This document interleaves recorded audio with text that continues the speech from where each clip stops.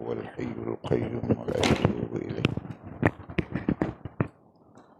اللهم صل وسلم وبارك على سيدنا محمد وعلى آله وصحبه في كل لمحة ونفس عدد ما وسعه الله. اللهم صل وسلم وبارك على سيدنا محمد وعلى آله وصحبه في كل لمحة ونفس عدد ما وسعه علم الله. اللهم صل وسلم وبارك على سيدنا محمد وعلى آله وصحبه في كل لمحة ونفس عدد ما وسعه علم الله.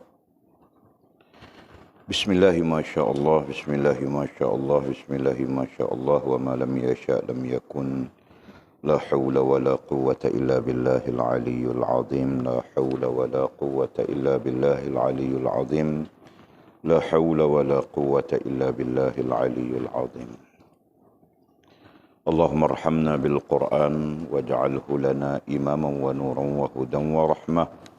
اللهم ذكرنا منهما نسينا، علمنا منهما جهلنا، وارزقنا تلاوته آناء الليل وأطراف النهار، واجعله لنا حجة يا رب العالمين.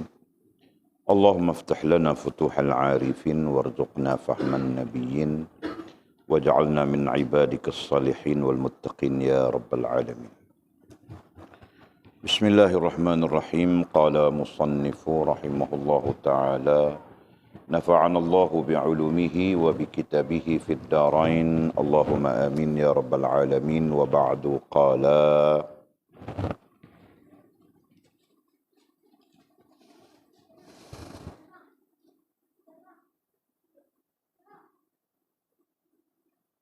gimana sudah? Waba'du qala, berapa lamakah kamu hendak tetap tinggal dengan hawa nafsu kamu, hawa nafsu kebinatangan kamu, dengan makhluk, dengan kehendak dan keinginan kamu, dengan engkar kamu, dengan kehidupan dunia dan kehidupan akhirat, dan apa sahaja selain Allah. Mengapakah kamu jauh benar dari pencipta makhluk dan yang mewujudkan segala-galanya, yang awal dan yang akhir, yang zahir dan yang batin, tempat bermula dan tempat kembali segala perkara, yang memiliki hati dan kedamaian jiwa, yang meringankan beban, yang memberi kurniaan dan yang memberi rahmat dan nikmat. Syarahan yang ke-63. Saya lihat dalam mimpi, yaitu saya seolah-olah berkata, wahai kamu yang menyekutukan Tuhan kamu, dalam fikiran kamu, dengan diri kamu sendiri, dan dalam lakuan zahir kamu dengan makhluknya, dan dalam lakuan kamu dengan keinginan kamu. Mendengarkan ini, orang yang di sisi saya itu berkata, apakah kenyataan ini? Jawab saya, ini ialah sejenis ilmu kerohanian.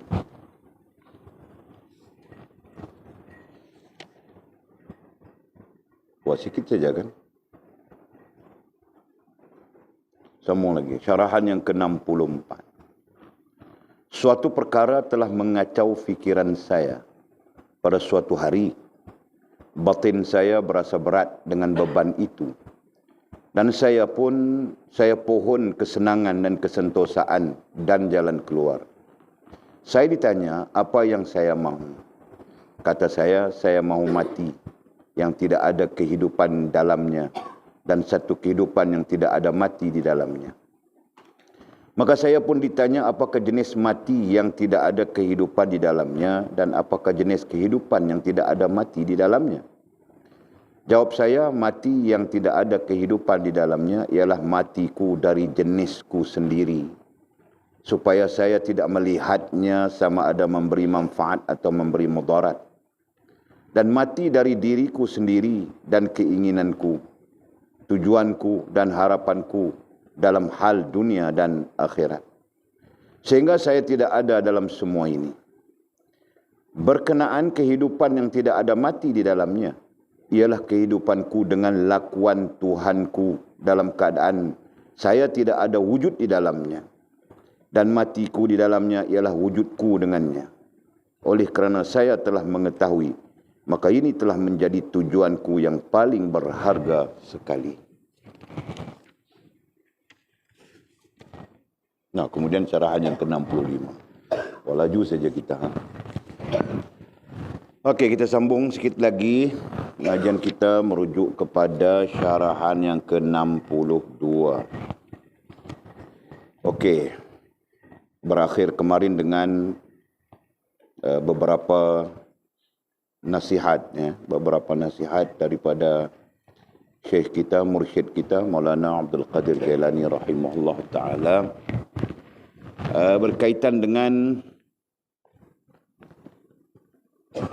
macam mana kita mau menjadi orang yang mendapat peliharaan dan penjagaan Allah Subhanahu wa ta'ala. Nah, berkaitan dengan hal itu. Ya. Dan kita juga berbincang panjang. Ya, bukan sikit ya, panjang kita berbincang pada hakikatnya terkait dengan hal yang kita sebutkan tadi. Macam mana kita mau menjadi orang pilihan Allah, macam mana kita mau menjadi ahlillah, gitu kan? Perbincangan-perbincangan kita yang lalu. Nah, sehingga kemarin kita menemui lagi dalam tahap kajian ini kita temui lagi implikasi-implikasi orang-orang pilihan Allah ataupun orang-orang ahlillah. Nah, implikasinya antara lain adalah dijaga, dipelihara dengan sebaik-baiknya oleh Allah Subhanahu wa taala sepanjang masa di dalam dunia ini, bahkan sampai di hari akhirat kelak. Nah, ini berarti Allah yang menjaga kita. Sedang kita sendiri pada hakikatnya tidak punya daya dan upaya apapun, ya, melainkan dengan pertolongan Allah Subhanahu wa taala. Justru Allah Subhanahu wa taala akan melimpahkan pertolongannya dalam bentuk layanan, ya. Dalam bentuk layanan. Nah, istilah kita Allah melayan hamba-hambanya, ya. Dan bentuk layanan Allah Subhanahu wa taala itu antara lain adalah memelihara dan menjaga kita, hambanya, sebaik-baiknya. Nah, sebaik-baiknya kita urai sudah, kita jelas sudah. Ya kan? Sepanjang masa dalam dunia ini, berarti dalam kehidupan kita di dunia maupun di hari akhirat kelak. Masya Allah. Ya kan? Dan itulah sebenarnya hakikat sebenarnya keselamatan. Ya. Tidak ada keselamatan melainkan dengan pemeliharaan dan penjagaan daripada Allah Subhanahu wa taala. Ya. Tidak dinamakan keamanan, kebahagiaan, kesentosaan, apapun istilah yang telah kita bincang sebelum ini. Nah, semua itu tidak akan berlaku melainkan dengan izin Allah Subhanahu wa taala, dengan pertolongan Allah Subhanahu wa taala, ya.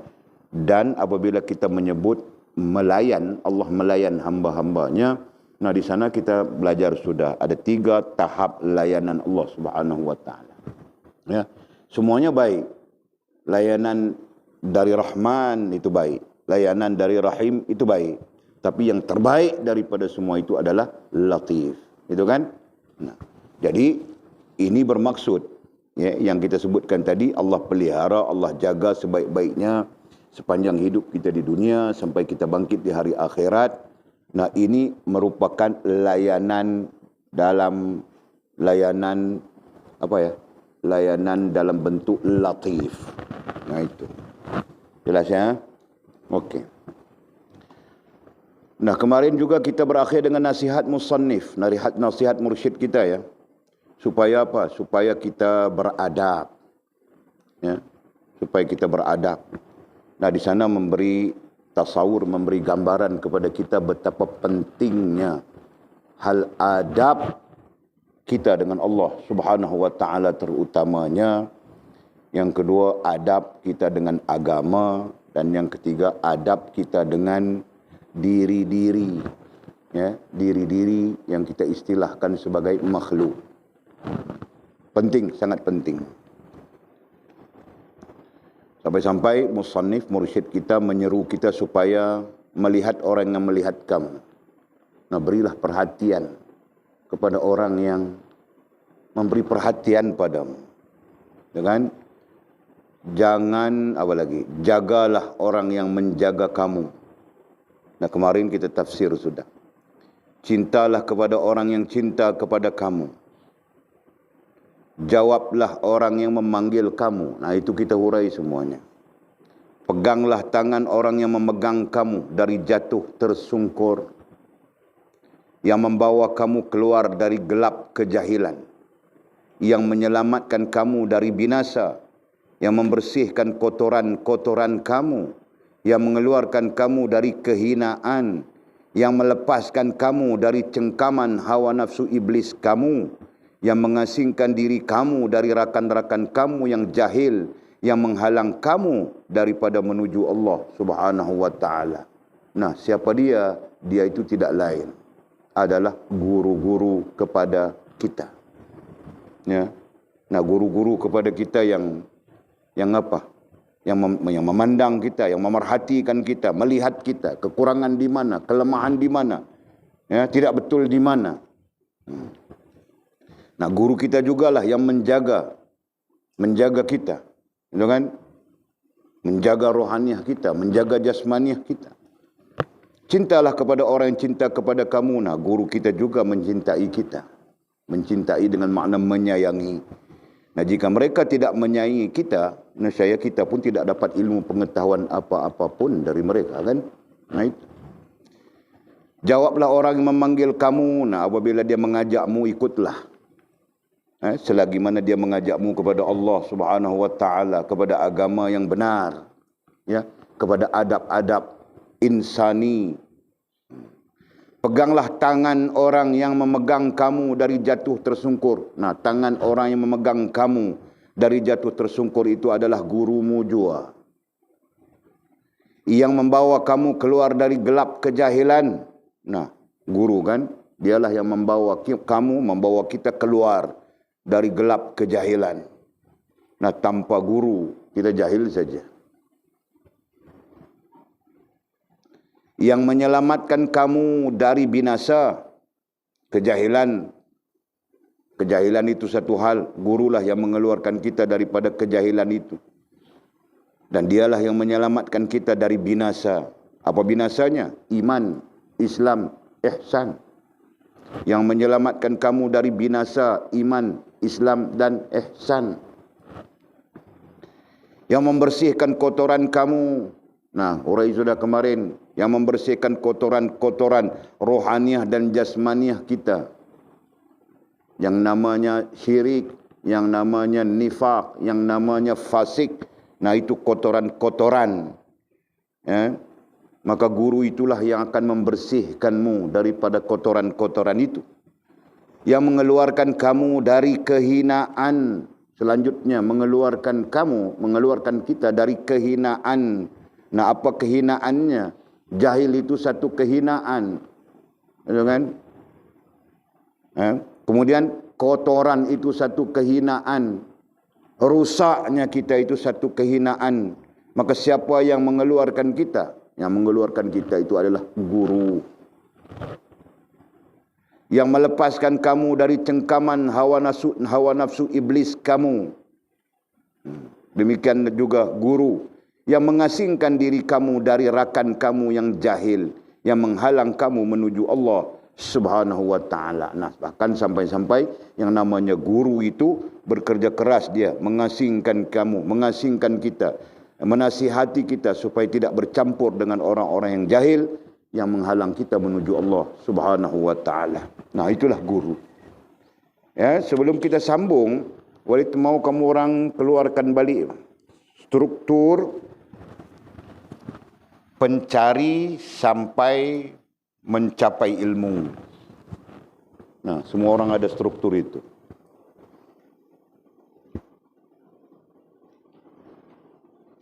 Adakah? saja Walid mau tunjuk kepada kamu orang, apa? Hujan lebat. Mau tunjukkan kepada kita semua tentang satu konsep penting ya, konsep antara salik wal syaikh, konsep yang memang dibincangkan oleh para ulama, iaitu konsep salik, pencari ya, orang yang mencari, dan syaikh. Nantinya dalam kitab Jala'ul Khawatir, nah itu isu yang paling besar ya, konsep salik dan syekh. Nah, syekh itu adalah guru, salik itu adalah pencari. Okey, adakah?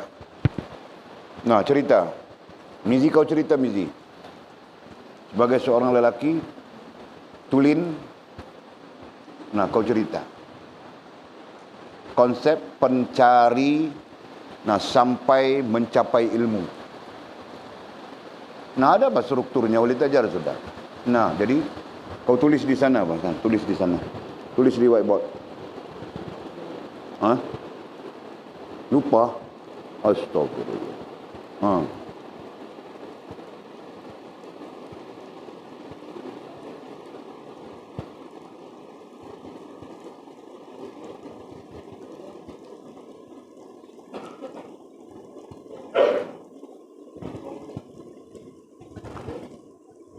Nah, itulah kemurang, membawang pandai. Membawang bilang kan. Nah, ilmu tidak ingat. Nah, Sheila, kau ingat kan? Sheila. Nah, kau ingat kan? Ada kan? Nah, tulis Sheila di sana. Tulis. Tulis bah strukturnya itu.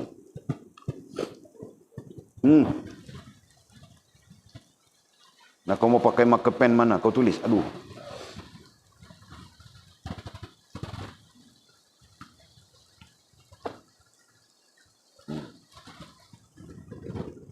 Tulis macam mana yang diajar sudah, bah. Jangan tulis yang tidak diajar.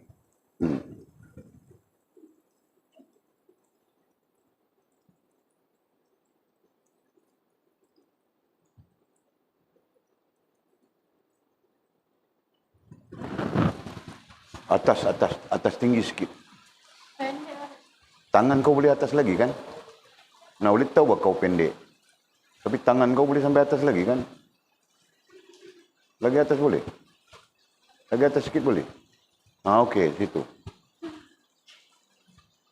Nah, orang pegang marker pen tidak seperti pegang pensel. Tengok. Pegang marker pen pun tak betul. Jadi perlu belajar kan? Mau pegang marker pen pun perlu belajar.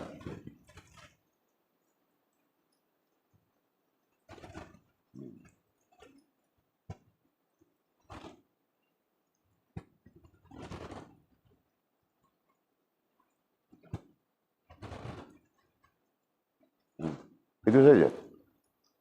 Sikit sangat kau punya struktur ya. Sekurang-kurangnya ada 2 lagi di depan. Kalau itu strukturmu terlalu sikit. Ada lagi murid, tapi dia lain lagi yang mencari itu diri. Nah, disimpan di depan sana ada lagi kan? Struktur dasar. Nah, ada Walid yang kau tidak tulis. Kenapa?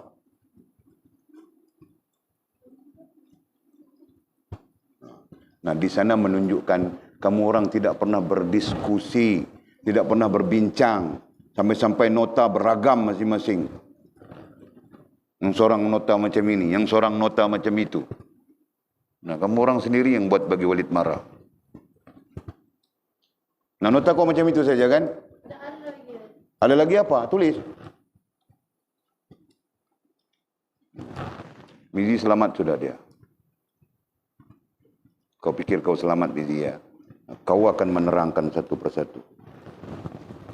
Ini malam Walid mau tengok saja.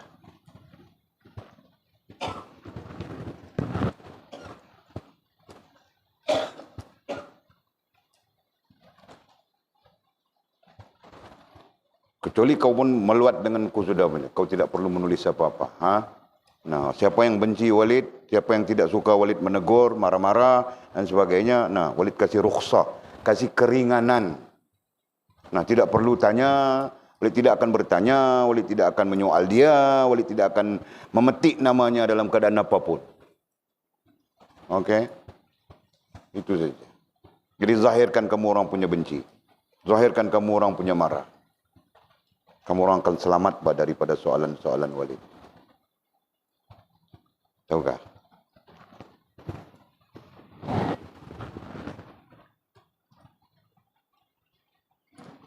Ini bukan struktur dasar yang Walid ajar. Nah, sudah, cukup sila. Nah, itu kau punya nota. Jadi nota sila begini. Nanti kalau panggil atul, nota atul begini. Kalau panggil si fas, nota fas begini. Nah, setiap orang notanya berbeza. Okey? Kenapa berbeza? Jawapannya karena kamu orang tidak pernah, boleh sebut sudah tadi, tidak pernah berdiskusi. Tidak pernah berbincang, duduk berbincang, study group. Ya. Cari poin dalam banyak-banyak struktur 1, 2, 3 yang mana paling mendasar. Nah, itu kamu orang tidak pernah buat kerja itu. Kamu orang lebih senang bersembang-sembang kosong. Kan? Itulah hasilnya. Nah, Mizi, kau punya macam mana? Nota kau? Ha? Tiada. Tak jumpa, Masya Allah. Lagi bagus. Ada buku. Tinggal. Okey. Jawapan-jawapan tu jawapan-jawapan dalam poket belakang Walid saja. Belakang tepi punggung. Selalu kentut kena, tahu kah? Bila Walid kentut, nah kena. Poket belakang. Nah, itu jawapan kau. Fas. Nah, nota kau macam mana?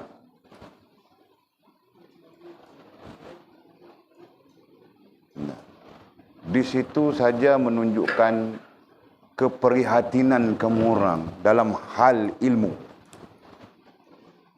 Nah, kalau Walid pertikaikan, apa yang disebutkan oleh musannif tadi, ya, perhatikan. Jawablah orang yang memanggil kamu. Nah, itu ayatnya. Apa maksud jawablah orang yang memanggil kamu? Nah, antara maksudnya dalam babit kami adalah ikut arahannya, ikut perintahnya, ikut nasihatnya. Nah, itu. Lakukan apa yang dia suruh. Nah, itu di antara maksudnya. Nah, sekarang Walid mau cek itu saja. Sampai-sampai jadi kelang kabut semua orang. Nah, Mimi, kau punya nota macam mana? Sama saja. Kau, Lina?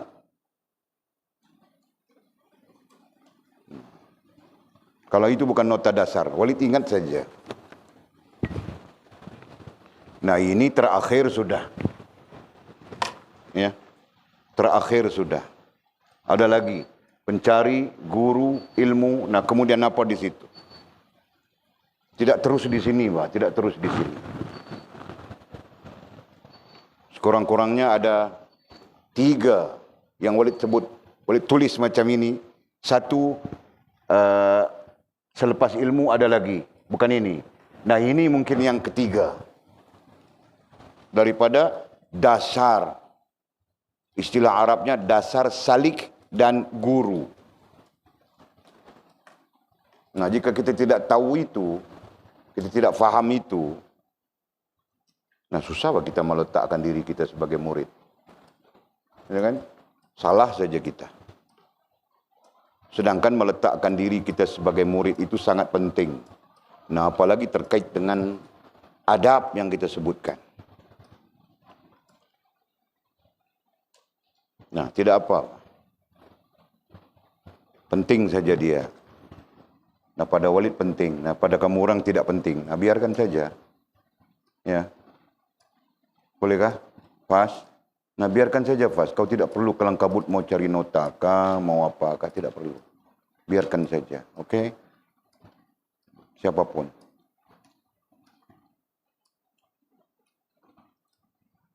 Okey. Nah, lihat saja di sana pencari.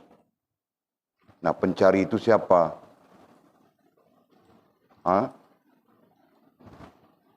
Jadi pencari itu adalah orang-orang yang berhajat atau memerlukan kepada ilmu.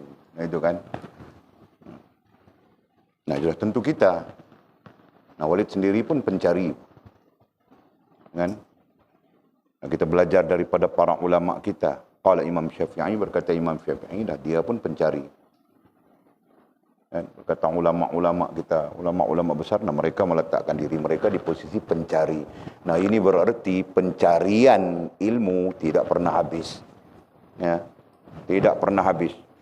Nah, selama mana kita meletakkan diri kita di posisi pencari, nah merujuk kepada ilmu, ya, dengan niat untuk atau mahu kepada ilmu, maka kita berada di posisi pencari, posisi salik. Istilah Arabnya adalah posisi salik. Nah, selama mana kita berada di posisi salik, nah, secara tidak langsung, Walid sebut sudah ya, kita berada di dalam posisi kewalian, walaupun kita tidak sampai ke makam wali. Nah, itu para ulama mengulanginya pada banyak kitab. Ya. Satu. Nah, yang kedua, antara pencari dengan ilmu. Pencari mahu ilmu, betul? Ya. Pencari mahukan ilmu. Nah, antara pencari dengan ilmu, wasilahnya adalah guru. Dalam arti kata yang jelas, para ulama sepakat mengatakan kita tidak akan sampai kepada ilmu. Walaupun kita baca buku besar-besar, kitab besar-besar, rujukan besar-besar, nah itu besar-besar semuanya kan. Kita tidak akan mencapai ilmu jika tidak berwasilahkan guru. Jelas itu. Ya. Dan dalam istilah Arab, guru dipanggil syekh. Jadi antara salik dan ilmu, maka wasilahnya adalah syekhnya. Berdalilkan dengan sesiapa yang mengambil ilmu tanpa guru, maka syaitanlah gurunya. Ya. Jadi jangan sampai nanti guru kita syaitan. Nah, tidak mungkin kita akan dibawa kebaikan, kan? Dibawa kepada kebaikan, dibawa kepada manfaat, dibawa kepada hubungan yang baik dengan Allah SWT, tidak mungkin. Nah, bagi mengesahkan kita sebagai pencari, guru sebagai syekh, guru, pencari, wasilahnya guru. Nah, di sana kita ada adab-adabnya yang perlu dipelihara, dijaga. Ya kan? Nah, salah satunya yang Walid ketengahkan sebagai sangat penting, ya, yaitu 3 perkara. Ya, 3 perkara yang kita telah ketengahkan. Adapun adab itu terlalu banyak. Nah, 3 perkara yang telah kita ketengahkan, pertamanya adalah musalsal. Ya, musalsal disebut juga dengan sanad. Ya, guru, kita berguru dengan guru yang bersanad, dalam bahasa mudahnya begitu kan. Ataupun kita berguru dengan guru yang musalsal. Nah, terhubung sampai kepada baginda Nabi kita sallallahu alaihi wasallam. Nah, itu satu hal. Nah, yang kedua talaqi. Nah, yang ketiga itu, yang kita sebutkan sebagai adab. Nah, adab yang paling besar di sana apa? Ini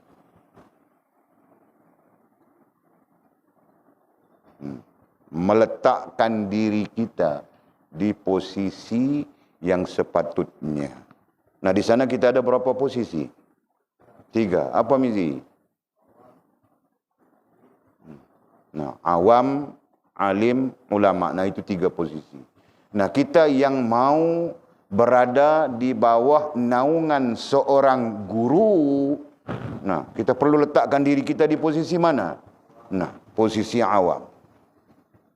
Nah, itu. Jadi kalau di posisi awam, nah berarti kita dituntun. Kan? Kita dituntun, kita dibimbing. Nah begitu. Jadi selama mana kita berada dalam proses tuntunan, bimbingan, maka taatlah kepada gurumu. Karena gurumu tidak pernah mau merusakkanmu.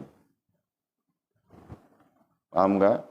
Karena gurumu berdiri di atas sifat kasih sayang. Baginda Nabi SAW. Maka kerana itu, gurumu sentiasa mengajakmu kepada Allah, kepada baginda Nabi SAW yang kita istilahkan agama, dan kepada membersihkan dirimu sendiri. Jelaskah? Nah, semua ini telah disebut oleh syekh kita ya, syekh kita, mursyid kita Maulana Abdul Qadir Jailani rahimahullah ta'ala. Jadi ambillah sebagai pelajaran dan pengajaran penting. Nah, Walid sifatkan penting. Kenapa? Kerana tanpa guru, tanpa syekh, kau tidak akan sampai kepada ilmu sampai bila-bila pun. Nah, sekalipun kau pandai kerana kau membaca. Kan?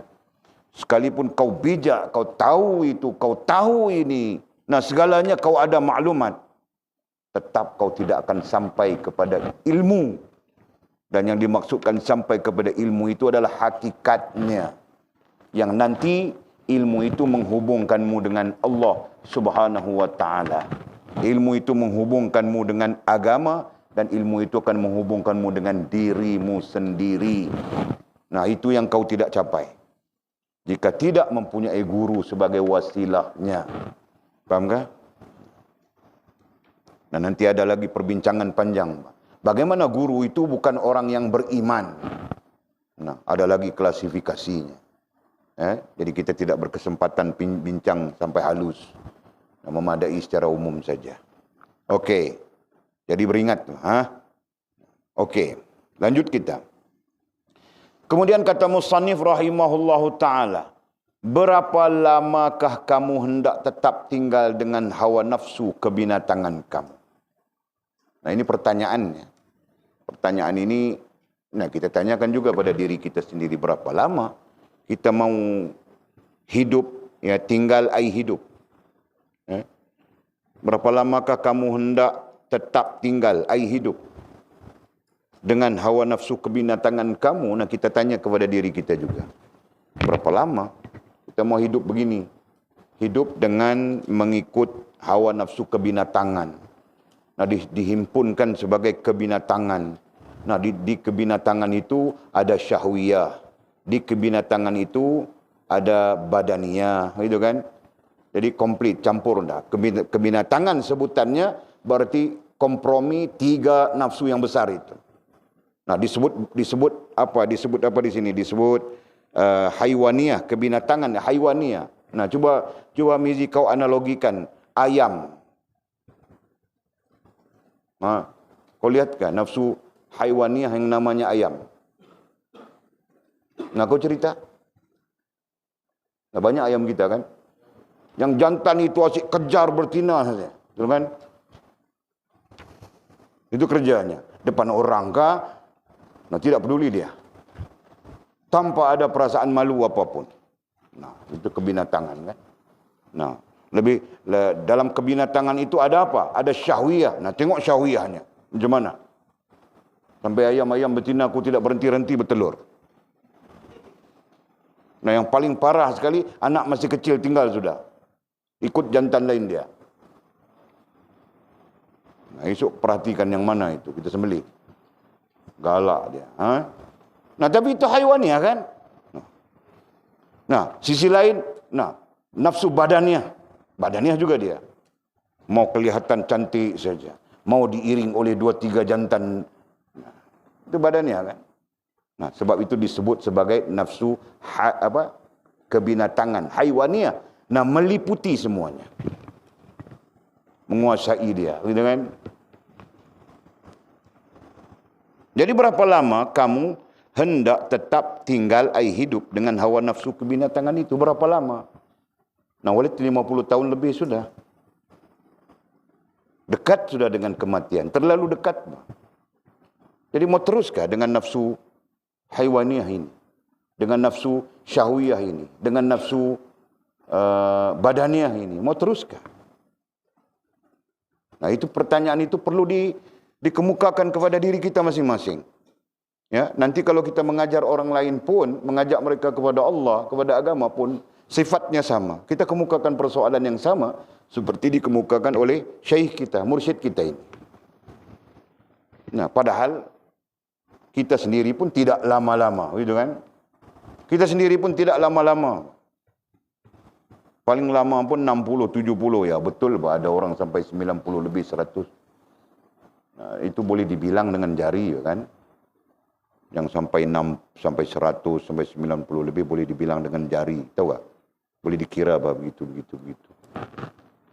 Kebanyakan, yang kebanyakan itu 50 lebih, 60 lebih gol sudah. 60 lebih gol sudah.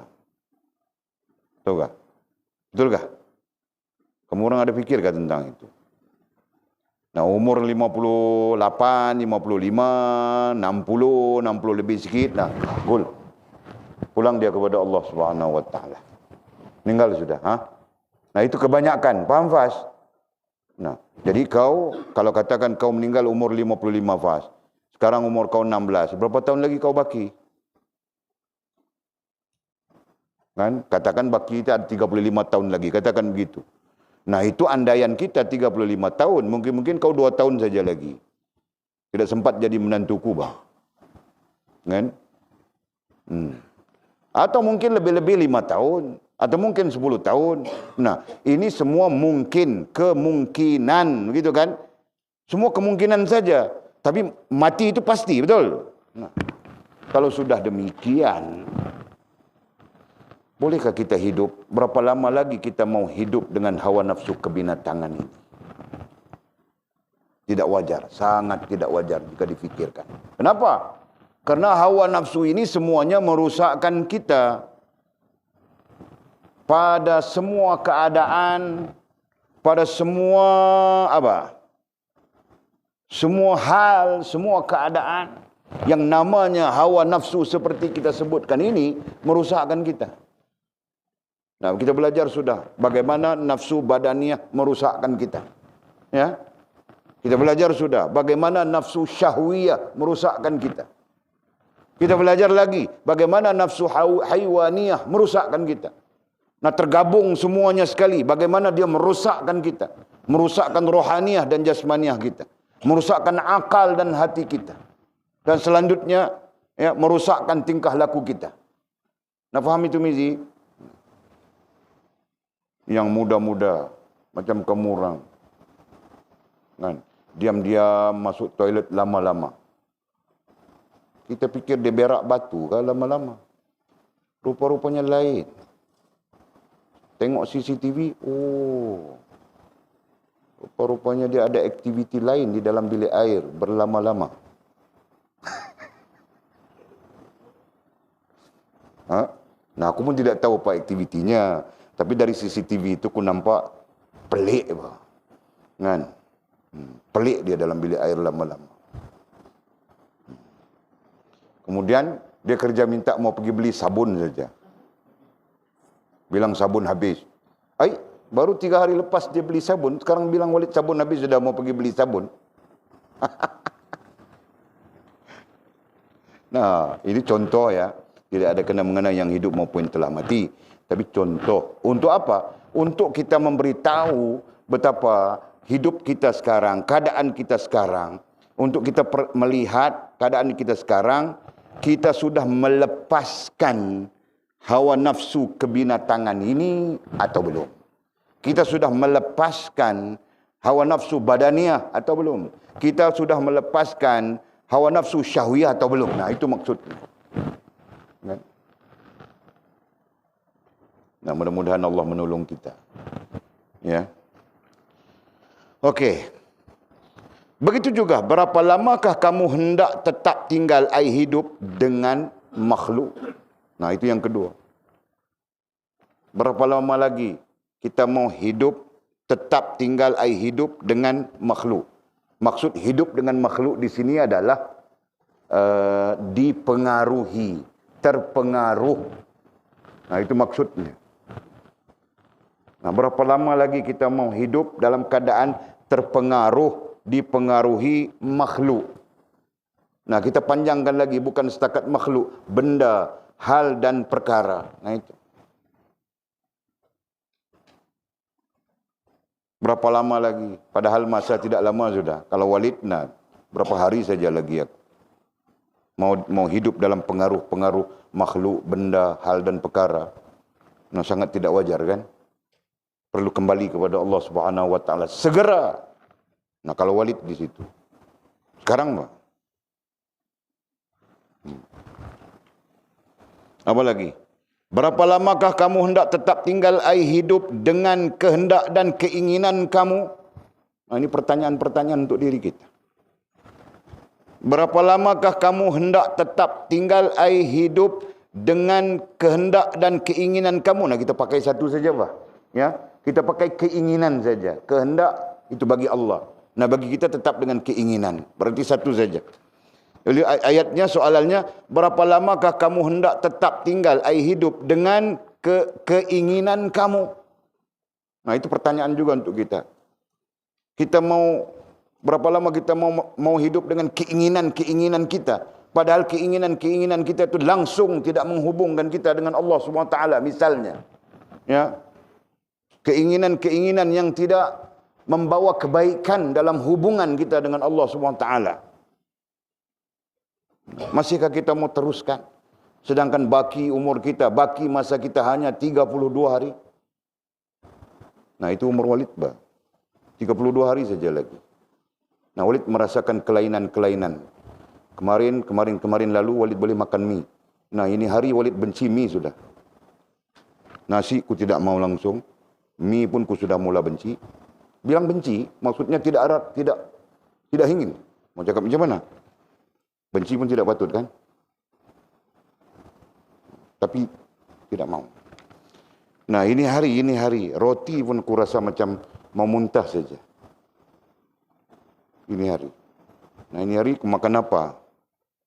Tadi mamamu masak kari, gulai, ikan jalak dengan ubi itu kan. Nah, aku makan ubi itu. Aku bilang ubi itu 6 ke 7 ketul. Ubi itu. Nah, ikan seketul dengan kuah saja. Roti mamamu kasih ku tengok pun tidak. Semakin ku tengok roti, ku mau makan kari gulai itu pun tidak boleh tadi. Nah, pelik kan? Nah, apa lagi? Nah, esok-esok, lusa-lusa, makan pun ku tidak mau. Kan? 10 hari kemudian aku tidur saja. Tenaga tiada sudah. Nah, berarti sampai masanya. Hah? Faham tak? Jadi, kalau begitulah waktu yang berbaki, waktu yang ada, masihkah Walid perlu hidup dengan keinginan-keinginan yang tidak menghubungkan kita dengan Allah SWT? Nah, Walid fokus, Walid contohkan Walid. Masihkah Walid boleh hidup dengan keinginan-keinginan yang tidak menghubungkan Walid dengan Allah SWT? Nah, sangat tidak wajar. Jelaskah? Sangat tidak wajar. Allah ya Allah. Apa lagi? Berapa lamakah kamu hendak tetap tinggal hidup dengan engkar kamu? Nah, ini pertanyaan juga kepada diri kita. Padahal masa untuk hidup cuma 32 hari saja. Mau hidup dengan engkar kah? Allah ya Allah. Ampunkanlah. Ya. Mudah-mudahan Allah mengampunkan. Walid minta ampun pada Allah SWT. Subhanallah. Berapa lamakah kamu hendak tetap tinggal hidup dengan kehidupan dunia dan kehidupan akhirat? Nah, maksudnya di sini dengan kehidupan dunia sesuatu yang tidak menghubungkan kita dengan Allah, ya. Kita mau hidup dengan kehidupan dunia sesuatu kehidupan yang tidak menghubungkan kita dengan Allah, dan kehidupan akhirat. Nah, kehidupan akhirat itu artinya kehidupan yang bersandarkan kepada pahala, syurga, bidadari dan sebagainya. atau bersandarkan kepada nikmat-nikmat di akhirat. Nah itu. Pertanyaan juga itu. Berapa lamakah kamu hendak tetap tinggal air hidup dengan kehidupan dunia? Airnya di sana sesuatu yang tidak menghubungkan kita dengan Allah, sesuatu yang tidak menghubungkan kamu dengan Allah, dan kehidupan akhirat sesuatu yang disandarkan kepada nikmat di hari akhirat. Nah, berapa lama kita mau berada dalam kehidupan seperti itu misalnya? Ada dua sisi itu kan? Dua sisi pandang kehidupan dunia, nah tidak terhubung dengan Allah SWT langsung. Nah, malam saja kira mau dangdut saja. Jadi di mana terhubung dengan Allah SWT? Dan ada lagi satu jenis kehidupan, nah dia cari pahala saja. Kan? Pikirannya, fokusnya adalah pahala. Jadi kalau tidak ada pahala, tidak buat dia, tidak lakukan dia. Dia tidak akan mengamalkannya. Misalnya begitu. Kan?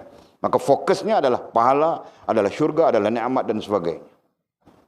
Tanpa melihat sisi lebih besar daripada yang namanya syurga, pahala dan sebagainya, yaitu Allah Subhanahu wa taala, pemilik segala-galanya. Ya kan? Nah, berapa lama kita perlu bertanya kepada kita dengan persoalan yang dikemukakan oleh mursyid kita. Berapa lama kamu hendak tetap tinggal hidup dengan kehidupan dunia dan kehidupan akhirat? Nah, masa yang ada 32 hari lagi saja. Jadi kau mau terus hidup dengan kehidupan dunia, atau kau mau terus dengan kehidupan akhirat misalnya, kan? Tanpa kau kembali merujuk kepada Allah Subhanahu wa taala sebagai tujuan hidupmu, nah rugi bah. Kalau begitu keadaannya, Walid adalah manusia yang paling rugi. 32 hari berbaki, nah masih tidak kembali kepada Allah Subhanahu wa taala sebagai tujuan, nah sangat rugi. Dan kamu orang pun sama saja. Walaupun 35 tahun, 40 tahun berbaki, jika tidak kembali kepada Allah Subhanahu wa taala sekarang, nah kamu orang juga berada dalam kehidupan yang rugi di dunia dan di akhirat. Pahamkah? Allah ya Allah, mudah-mudahan Allah jadikan kita orang sentiasa berfikir ini. Dan apa lagi? Dan apa saja, berapa lamakah kamu hendak tetap tinggal hidup dan hidup dengan apa sahaja selain Allah. Jadi kita hidup dengan tujuannya. Di sini tujuannya. Dan apa tujuan? Apa sahaja tujuan selain Allah. Nah, berapa lama kita mau hidup dengan tujuan selain Allah? Yang berlalu itu kita sudah bermacam-macam tujuan sudah. Ya, yang berlalu itu. Nah, bermula esok, bermula hari ini, malam ini, sekarang. Nah, baru yang betul kan. Itu kan? Jadi kalau Firdaus umurnya 28 tahun. Yang berlalu 28 tahun itu semua rusak semua. Nah, tinggal yang malam ini sampai seterusnya. Perbetulkan Firdaus ya. Nah, bukan Firdaus seorang, kami semua. Ya, Walid khususnya. Ya. Kita perlu ketepikan. Menjadikan hidup kita bermula dari malam ini sampai seterusnya adalah tujuannya adalah Allah Subhanahu wa taala. Bukan yang selain Allah Subhanahu wa taala. Bukan dunia dan bukan juga akhirat. Ya. Yang khitabnya, yang pastinya apa? Allah Subhanahu wa taala. Inna salati wa nusuki wa mahyaya wa mamati lillahi rabbil alamin. Nah, belajar kita lillahi rabbil alamin. Makan kita lillahi rabbil alamin. Tidur kita lillahi rabbil alamin. Mau menikah kita 1, 2, 3, 4 lillahi rabbil alamin. Nah, ini sebagai ayat untuk orang-orang yang belum mau menikah lagi kan. Nah, nikah 1, 2, 3, 4 lillahi rabbil alamin. Mana boleh Walid nanti bini yang pertama marah, kau takut bini kah? Jadi macam Mizi buat tidak takut bini. Gitu kan? Terus, mengapakah masih lagi pertanyaannya? Nah, kalau dalam konteks bahasa Arab ya, kami belajar teks Arab. Bilang Syekh inilah tambih. Kan? Ye tambih katanya, tambih, peringatan. Nah, jadi bila pertanyaan itu berapa lamakah Hakikatnya adalah peringatan untuk kita. Dan datang lagi, mengapakah? Nah, itu juga peringatan untuk kita. Nah, jadikan peringatan. Ya, jadikan bagian daripada tazkirah. Nah, kalau Al-Quran itu sendiri ada bahagian tazkirahnya. Nah, sunnah Nabi pun sama saja. Ada bahagian yang bersifat tazkirahnya.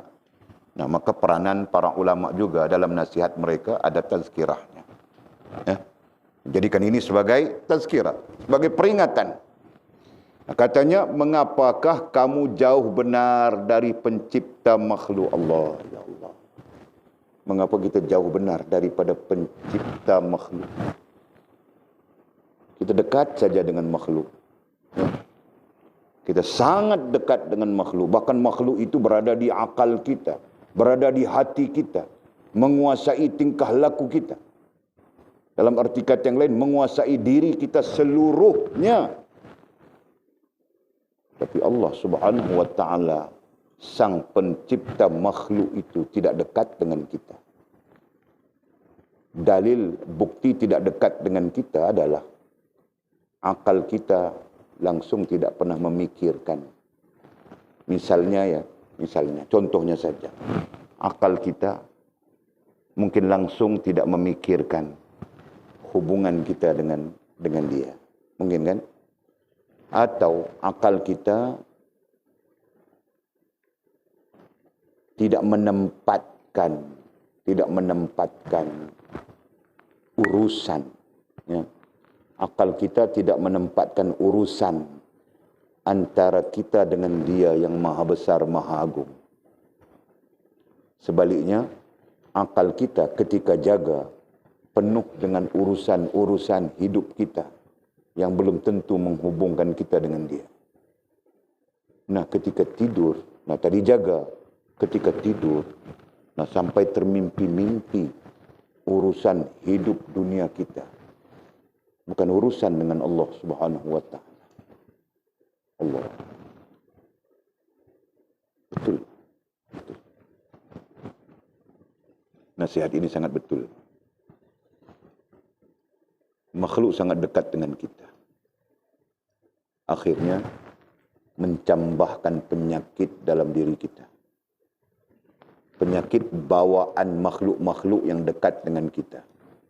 Menjadikan kita sombong, menjadikan kita angkuh, menjadikan kita cemburu buta, menjadikan kita keras kepala, menjadikan kita keras hati, menjadikan kita tamak haloba, menjadikan kita rakus dengan dunia, menjadikan kita itu ini sesuatu yang bukan sifat-sifat yang baik yang diajar oleh Allah, yang diajar oleh baginda Rasulullah sallallahu alaihi wasallam kepada kita. Ya. Terutamanya sombong. Allah, sombong saja kita dengan Allah. Padahal makhluk-makhluk yang dekat dengan akal dan hati kita semuanya taat dan patuh kepada Allah Subhanahu wa ta'ala. Allah, ya Allah, ampunkanlah kami, ya Allah.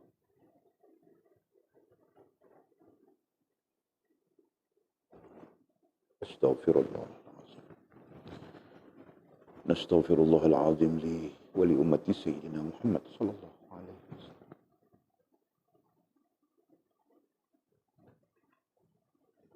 Nastaghfirullahal azim li wa lil mu'minina wal mu'minat, muslimina wal muslimat, li ummati sayyidina Muhammad sallallahu alaihi wasallam. Allah, ya Allah. Allah maghfir lana dzunubana wa li walidina.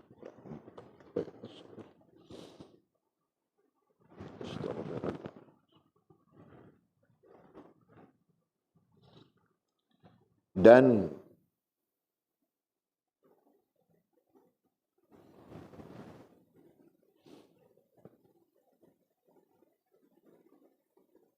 astaghfirullahaladzim. La hawla wa la quwwata illa billahil aliyyil azim.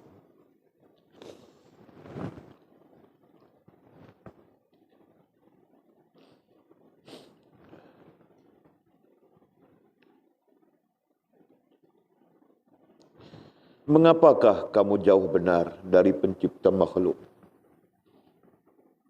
dan yang mewujudkan segala-galanya?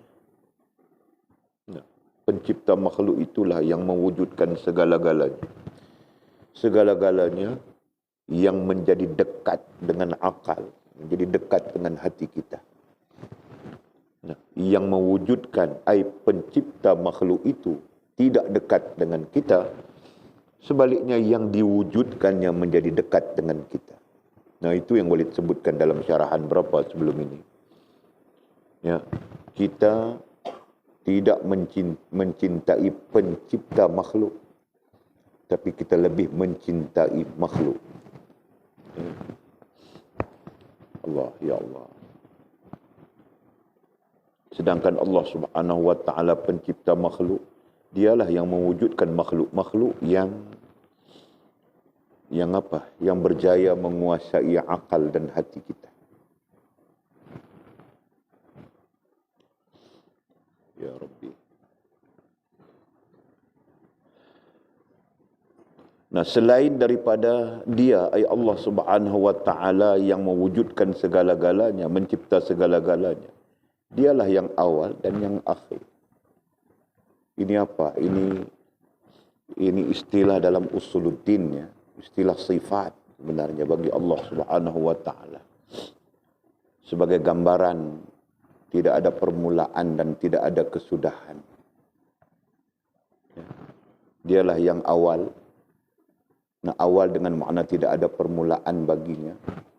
Dan dialah yang akhir. Akhir dengan makna tidak ada kesudahan baginya. Nah, itu perbincangan itu dalam usuluddin. Nah, itulah pencipta kita. Dialah yang zahir dan yang batin. Dialah yang zahir, yang kelihatan, dan yang batin yang tidak kelihatan. Nah, istilah ini terkait dengan rohaniah dan jasmaniah. Dialah yang zahir, nah, yang terkait dengan jasmaniah, berarti yang kita nampak alam semesta ini. Nah, itu tanda kebesarannya. Tanda kebesaran pencipta makhluk, yaitu Allah Subhanahu wa taala.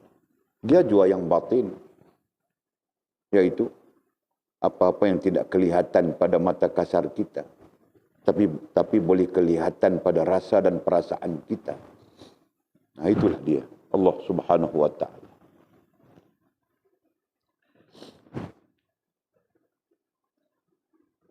Dan apa lagi? Tempat bermula dan tempat kembali segala perkara. Dialah pencipta makhluk. Nah, istilah itu terkhitab di atas teks kita. Dialah pencipta makhluk, Allah Subhanahu wa taala. Tempat bermula dan tempat kembali segala perkara. Tempat bermula, nah, datang dari dia, dan tempat kembali segala perkara. Nah, berarti semua perkara juga kembali kepada dia. Nah, kita ini terjumlah dalam hal dan perkara. Sisi makhluk lain kita terjumlah benda. Ya. Sisi makhluk lain, nah, kita terjumlah benda dan terjumlah makhluk. Fahamkah?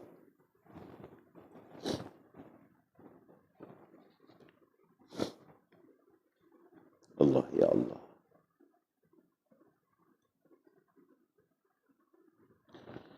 Tempat bermula dan tempat kembali segala perkara. Nah, termasuk kita khususnya. Dari Allah kita datang, kepada Allah kita akan kembali. Tetap akan kembali. Mau atau tidak mau. Ya, dekat saja dengan kita. Nah, kita perkuatkan hal ini dengan hadis baginda Nabi SAW. Malaikat maut itu sehari semalam mengintai kita. Selanjutnya minta izin kepada Allah Subhanahu wa taala mau mengambil nyawa kita 70 kali sehari semalam.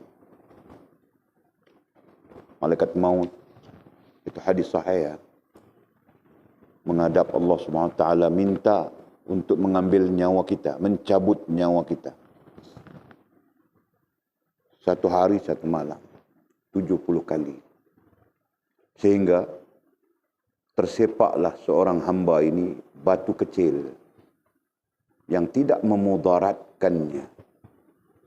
Dia berjalan-jalan, tersepak batu kecil. Sedangkan yang batu kecil yang dia tersepak itu tidak memudaratkannya, bilang Nabi dalam hadis. Nah, malaikat maut ini menghadap sudah Allah SWT. Ya Allah, bolehkah kau ambil nyawanya? Nah, itu tersepak batu kecil.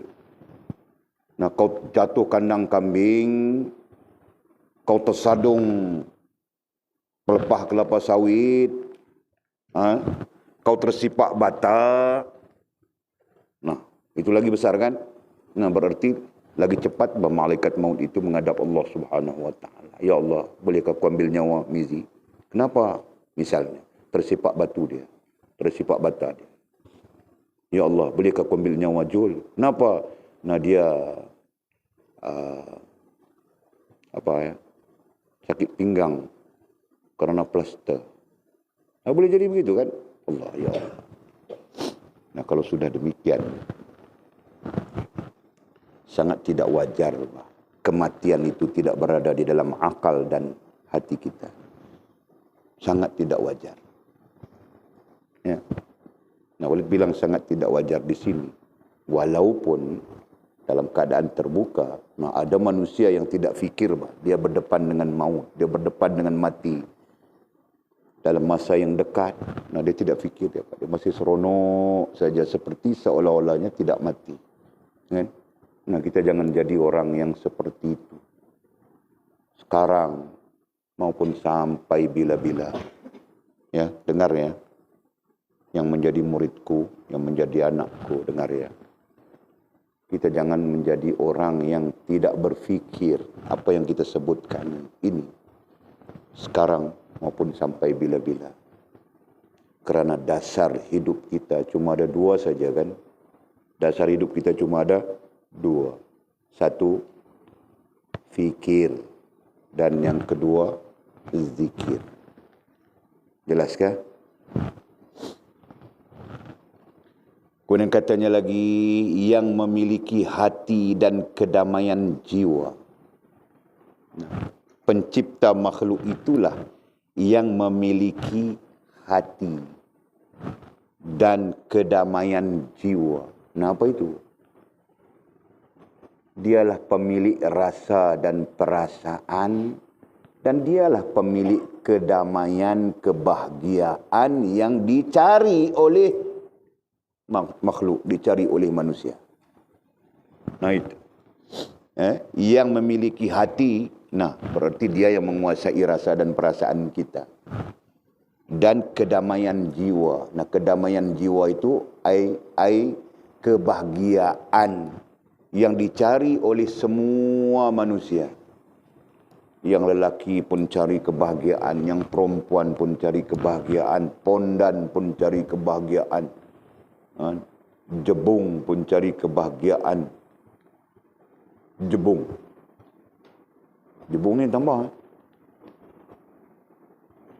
Dulu kita ada jebung-jebung ni dulu. Tahun 70-an ada lagi. Orang lelaki di make up macam perempuan. Lepas tu menyanyi Ghazal Pati. Jebung. Kat sini orang Kedah panggil jebung. Pak lain tak tahu. Dan bukan dia pondan, bukan dia bukan dia always macam itu. Dia masa nak menari Ghazal Pati saja dia di make up sebagai perempuan. Kan? Dia nanti pakai macam perempuan. Macam perempuan lah. Nampak tahu lah benda tu, jebung zaman tu kan. Masa kunurui dulu ni. Zaman-zaman jahiliah tu masa tu. Kan? Dah lelaki nak ada apa kan. Tapi dia macam perempuan. Dipakaikan dengan beranya, dengan apa semua kan. Dipanggil jebung. Jebung. Allah, ya Allah. Ya. Dengar ya. Pencipta makhluk itulah yang memiliki hati. Memiliki di situ berarti menguasai, ya. Memiliki menguasai hati, rasa dan perasaan. Dia yang menguasai. Dan kedamaian jiwa, kebahagiaan.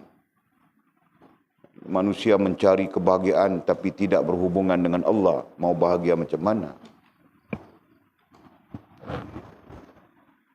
tidur ke makin? Jam tidur saja. Letih ya. Kita berhenti awal. Sekejap lagi berhenti. Semua orang letih. Okey. Yang meringankan beban. Yang meringankan beban. Apa? Ya, pencipta makhluk, iaitu Allah Subhanahu wa taala itulah yang meringankan beban. Beban ai kepayahan, kesulitan. Nah, itu beban. Ya. Ya, seperti mana kita berbincang dalam di tempat lain, Allah yang menyembuhkan. Itu kan? Nah, jika kita sakit, sakit itu beban. Kemudian Allah lah yang menyembuhkan. Nah, berarti yang meringankan beban yang meringankan membebaskan kita dari kepayahan, kesulitan. Itu ayat. Tidak ada siapa yang boleh lakukan. Pencipta makhluk saja yang boleh lakukan itu.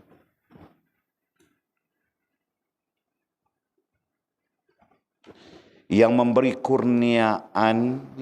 kurniaan, pencipta makhluk itulah yang memberikan kurniaan, yang boleh memberikan kurniaan. Kurniaan sifatnya nikmat. Itu kan? Jadi nikmat sihat, nikmat makan. Kamu orang masih berada dalam nikmat makan saja, Pak. Ini malam ada lauk apa? Ini malam ayam pun ada, ayam panggang. Pagi Jamin kita beli ayam panggang. Apa lagi ada? Kamu orang masih ada nikmat makan. Kalau sudah hilang nikmat sudah. Ya kan? Nah, berarti kamu orang masih mendapat kurniaan. Walid putus sudah kurnia. Allah, ya Allah. Makin aku takut. Dan yang memberi rahmat dan nikmat. Dan pencipta makhluk itulah. Pencipta makhluk. Allah Subhanahu wa ta'ala itulah. Yang memberi rahmat. Memberi rahmat kasih sayang. Dengan dan nikmat. Dan nikmat artinya keperluan.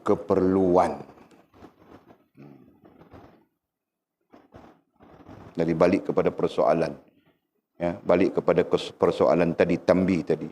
Mengapa kita jauh benar, betul-betul jauh dari pencipta makhluk, yakni Allah Subhanahu wa taala. Kenapa? Mengapa? Sedangkan Allah Subhanahu wa taala lah yang mewujudkan segala-galanya. Dialah yang awal, dialah yang akhir. Dialah yang zahir dan dialah yang batin. Dialah tempat bermula, khususnya kita, dan tempat kembali segala perkara. Dialah yang memiliki hati dan kedamaian jiwa. Ayatnya tadi kita sebutkan sudah. Dialah yang meringankan beban, yang membebaskan kita daripada kesusahan, kepayahan, kesulitan. Dia jualah yang memberi kurniaan. Dan dia juga yang memberi rahmat dan nikmat. Nah, justru itu kenapa ya, mengapa kita jauh daripada dia. Nah, soalan itu letakkan dalam fikiran kita. Ya, sekarang sampai bila-bila supaya hidup kita penuh dengan fikir dan zikir. Fahamkah? Nah, kemudian kata musannif syarahan yang ke-63. Allahu a'lam.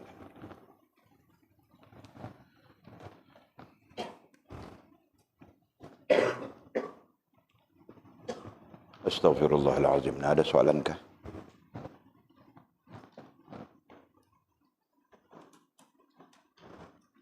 Tiada.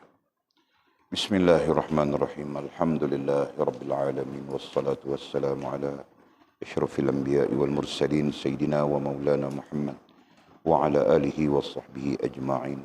Allahumma iftah lana futuhal 'arifin warzuqna fahman nabiyyin waj'alna min 'ibadikas salihin. Allahumma ihdina as-siratikal mustaqim صراط الذين أنعم الله من النبيين والصديقين والشهداء والصالحين. اللهم ربنا افتح بيننا وبين قومنا بالحق وأنت خير الفاتحين. اللهم أعنا على ذكرك وشكرك وحسن عبادتك. اللهم فقهنا في الدين وعلمنا التأويل. اللهم فقهنا في الدين وعلمنا التأويل. اللهم فقهنا في الدين وعلمنا التأويل. واغفر لنا ولوالدينا وارحمهما كما ربيانا صغيرا. واغفر لأمة سيدنا محمد صلى الله عليه وسلم، مؤمنين والمؤمنات، مسلمين والمسلمات في الدنيا والآخرة. وصلى الله على سيدنا محمد وعلى آله وصحبه وبارك وسلم. والحمد لله رب العالمين. تقبل الله ومنا ومنكم.